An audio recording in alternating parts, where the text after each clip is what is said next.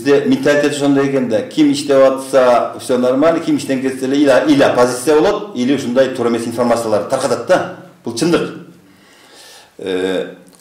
Ошол иштеп атканда эмнеге ошол кыйгырбады? Директор болуп жүрдү.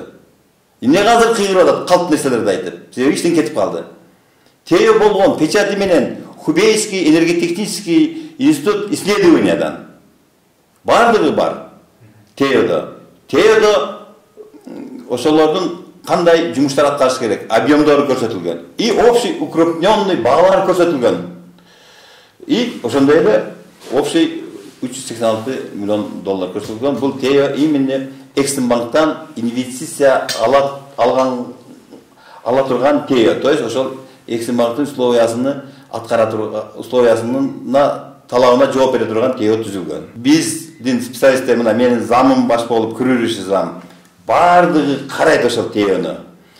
Анан Теону карап туруп, ал жерде жазылбаган, каралбаган жумуштарды технический заданияга ошол Теодогунда себеби мындай да. Ошол Теодон кийин технический заданияны биздин персоналдар, биз электростанция, тез Бишкек баарыбыз берип, технический задание беришибиз керек аларга. То есть бизге ушундай жумуштарды жаса бересиңер деп, ушундай объемдор деп, көлөмдөрдү. Ошондо Теодо жок нерселерди дагы кошконбуз. Ошондо как раз технический заданияда мен азыр керек болсо көрсөтүп берем силерге. Ошол ХУОну карап туруп, экспертизаны